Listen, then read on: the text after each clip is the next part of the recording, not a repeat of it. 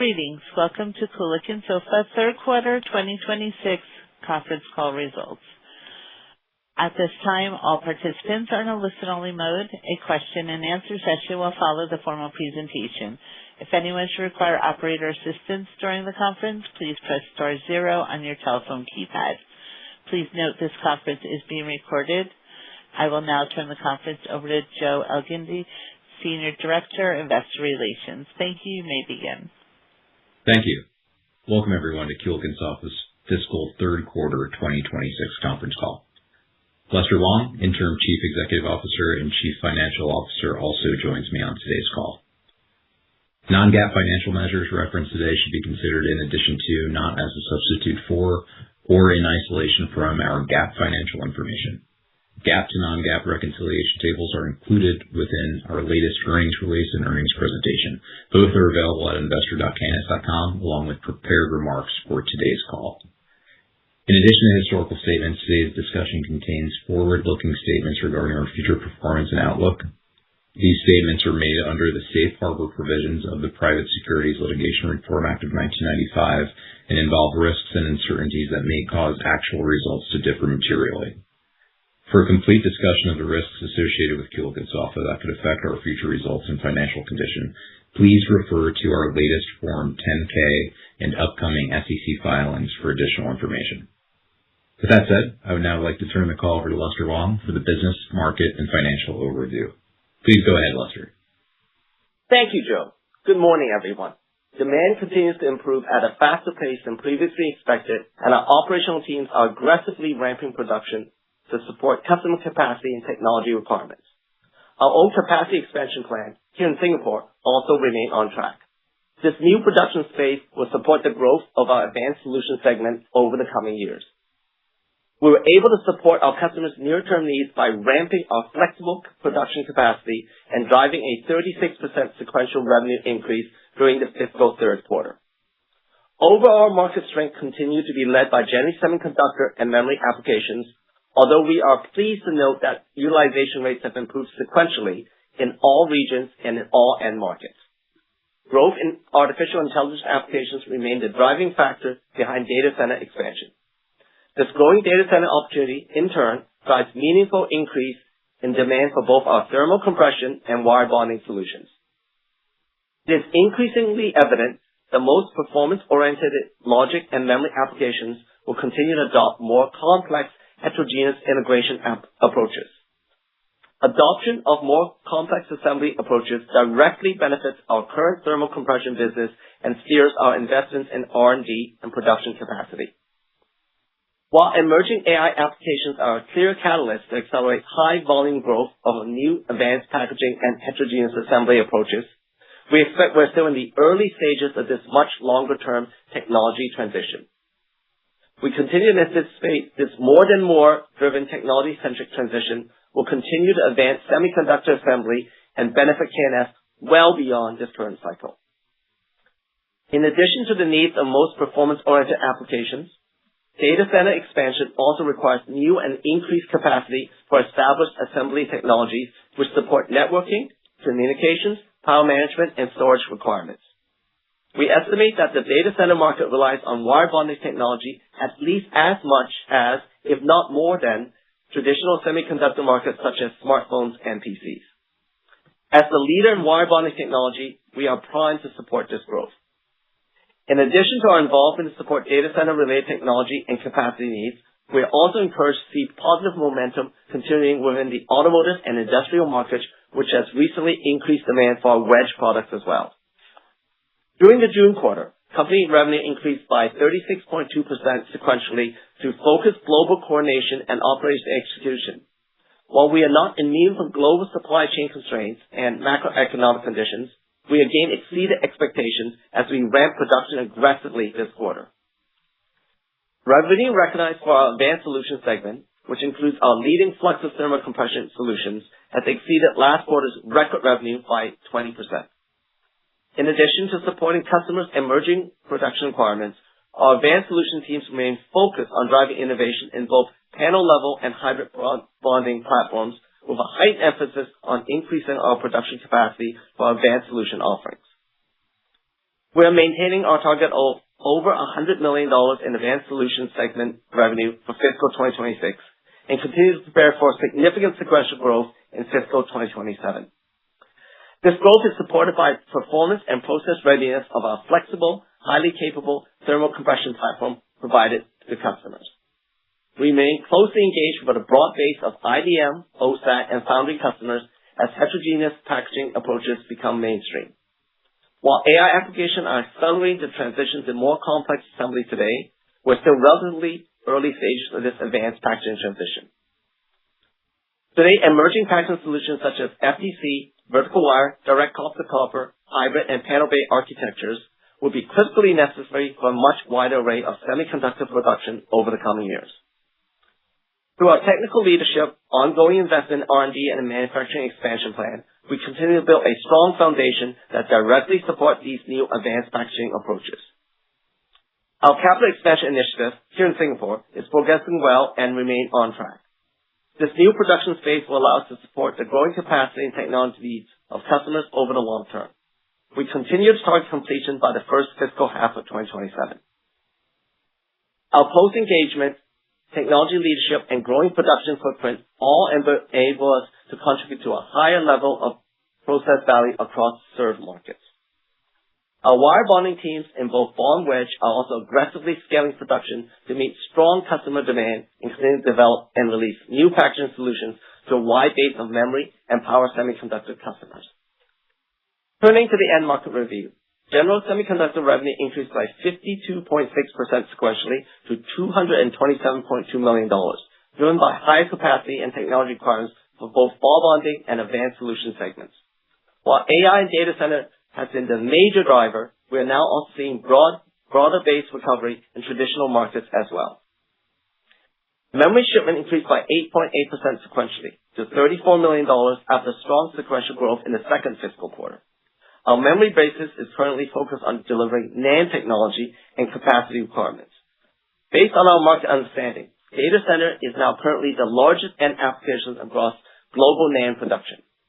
Beyond NAND, our vertical wire team continues to work closely with memory customers as they develop new forms of stacked DRAM applications. Automotive and industrial demand improved by 9% sequentially to $24.2 million after strong improvement last quarter. We continue to see robust demand for high I/O and high volume power and mixed signal packaging, which tends to track with general semiconductor.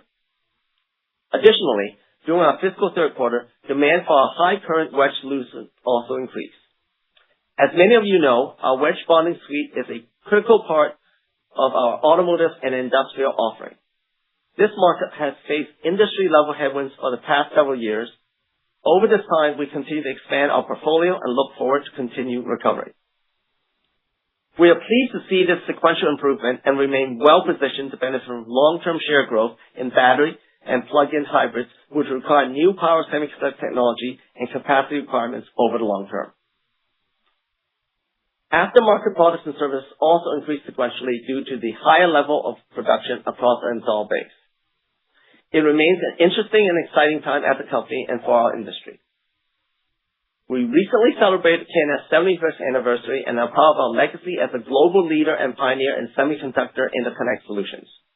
For 3/4 of a century, our success has been grounded in the trust and strong partnership we have developed with customers, suppliers, and business partners around the world. Looking ahead, we remain confident in our ability to extend our platform through ongoing investments in innovation to support the next generation of advanced packaging solutions. With that said, I will now provide a brief financial update. My remarks today will refer to GAAP results unless noted. We again delivered revenue above guidance and continue to execute an aggressive production ramp through served markets. During the June quarter, overall revenue increased by 123% over the same period last year. Close coordination by our business segments, R&D, and supply chain teams remain essential to support our customers' immediate needs and also their future production requirements. Gross margins came in at 47.8% during the third fiscal quarter, and we delivered $1.07 of GAAP earnings and $1.20 of non-GAAP earnings. Total operating expenses came in at $89.7 million on a GAAP basis and $82.6 million on a non-GAAP basis. As explained last quarter, this sequential increase was anticipated and largely related to the increase in variable incentive compensation accruals throughout our second fiscal half. This variable expense was the primary driver, although we have also increased some fixed resources which support our growing base of opportunities. Tax expense came in at $15.3 million, and we anticipate our effective tax rate will remain slightly above 20% over the near term. For the September quarter, revenue is expected to increase by 13.5% sequentially to $375 million with gross margins of 48%. Non-GAAP operating expenses will temporarily increase to approximately $87.5 million. This sequential increase is temporary for the September quarter and is largely associated with the performance-oriented nature and quarterly accrual of our variable incentive compensation plan. We expect GAAP earnings per share to be $1.29 and non-GAAP earnings per share to be $1.42 for the fourth fiscal quarter. At this point, we remain opportunistic on both near-term and longer-term opportunities, and we continue to anticipate above-average demand will continue in fiscal 2027. This concludes our prepared comments. Operator, please open the call for questions. Thank you. If you would like to ask a question, please press star 1 on your telephone keypad. A confirmation tone will indicate your line is in the question queue. You may press star 2 if you would like to remove your question from the queue. And for participants using speaker equipment, it may be necessary to pick up your handset before pressing the star keys. Our first question is from Krish Sankar with TD Cowen. Please proceed. Yeah, hi. Thanks for taking my question and congrats on the really strong results and guidance. Lester, I have 3 quick questions. I'm just trying to wonder, given the strong growth in September, are you seeing it across the board, like mid-teens growth for semi, memory, and auto industrial, or is one better than the other? Well, Krish, I think as we said, general semi and memory are leading the way. I think automotive and industrial has improved. As they faced quite a lot of headwinds over the last couple of quarters, but they're picking up a little bit, but still it's generally general semi and memory that's driving the ramp. Got it. And then I think you also mentioned in the slide that the strength is expected to last into fiscal first half. I'm kind of curious, as you get more data center, how should you think about December and March quarter? In other words, should we see seasonality in March, or do you think there won't be seasonality this time? Well, Krish, our business is always a little bit of seasonality in our Q1, right, which is our December quarter. But I think, based on what we see right now, both the utilization rates are extremely high. In China, it's over 95%. And markets, both memory and general semi is around 90%. We're also seeing a lot of inbound POs, even extending into Q2. Usually that doesn't happen for us. We usually don't have POs that goes out that far. And also in conversations and visits with customers, particularly in China, we are seeing them to continue to, build factories. So I think based on all those factors, we feel pretty confident that, the strength in the business, in the traditional business, is going to continue into the first half of fiscal 27. In addition, for our advanced solution business, we're engaged with foundries, OSATs, and IDMs. So again, we feel pretty confident we can take advantage of a lot of those opportunities, particularly in heterogeneous integration around logic for our fluxless PCB. Gotcha. Very helpful. And a quick follow-up, Lester, just on the advanced solutions, the PC business. You said over $100 million this year, fiscal year, which is end of this quarter. If I just take what you did last quarter, analyze that kind of implies close to $120 million next year, at least 20% growth. Is that the right way to think about it, or do you think that actually accelerates next year? You mean what do I think TCB is going to do next year, Krish? Yeah. I think actually TCB will grow significantly next year on a sequential basis. I think as I said, for this year, we think we're going to beat $100 million. I think for FY27, I think for TCB, we are looking at somewhere in the region of $150 to $200 million. Great. Thank you very much, Lester. Appreciate it. Thanks, Krish. Our next question is from Charles Shi with Needham & Company. Please proceed. Hey, Lester. Congrats on the nice results. I think one thing you said in the prepared one thing is you said in the prepared remarks kind of sounds very interesting. You said the data center relies on wire bonding as much as the phones and the PCs. This is a part that, I think we may have discussed this in the past, but can you kind of elaborate a little bit what kind of wire bonding packaging you are seeing the most in data center applications? And the one thing in particular I do want to ask is we would think there's a little bit more of the power devices there that could probably drive wedge bonding, but the wedge bonding looks like it's more still relying on the traditional industry, and you are seeing some sequential improvement, but a lot of what you consider data center demand seems to be driving ball bonding. So it's a little bit of an interesting comment there, and I wonder if you can provide a little bit more color. Thank you. Sure, Charles. Wire bonding in data center basically is in fact more than a majority of chips in the data center is actually traditionally packaged using wire bonding. I mean, these are for applications like general infrastructure, networking, communication, power, and storage. And also in storage is basically memory, and I think as I said in the remarks, as you know, we're focused on NAND for now, and 40% of the NAND market now goes to its data center. So obviously we have exposure there as well. As far as wedge bonder in data center, you're correct. Wedge bonder is still a little bit more focused on the automotive. They're high current, but it's more ball bonder in terms of for power management in data centers. Got it. I think you mentioned about demand, mentioned about PO. You're actually starting to filling up the second fiscal quarter, if I hear you correctly, and the first half of the next fiscal year. I know it's kind of hard for you to project out for the entire year next year, because you don't really have the POs, but I'm sure you have customer conversations who provide you at least some high-level forecast. So can you kind of help us understand where you think next year's growth could potentially be? And especially one of the things people like to compare is where you could go in terms of how high the revenue could be next year versus the prior cycles, let's say in 2021 and 22, where you did hit that 1.5 billion per year level. Are you still thinking you're not going back to that level, or maybe you could actually go back there and maybe exceed that level? Thank you.